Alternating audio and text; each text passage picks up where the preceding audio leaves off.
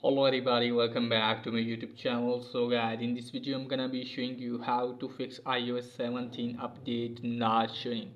So guys, if you want to download stable iOS 17 update and it's not showing in your iPhone, then I'll show you how can you fix this.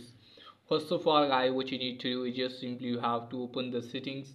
Now from here check if iOS 17 showing or not. If it's not showing here in update, then what you need to do guys, just simply have to make sure that you're properly connected with internet.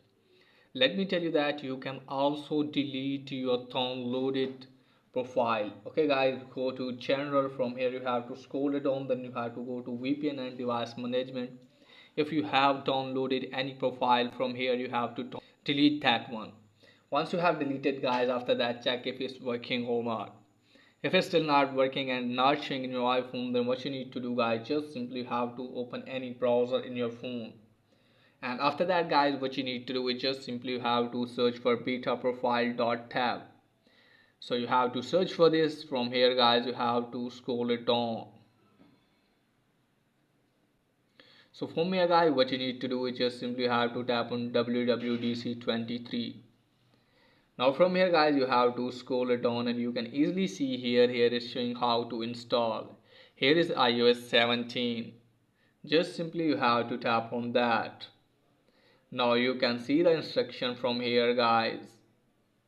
Now you can download this profile in your iPhone. Let me show you here guys. Let me download this one.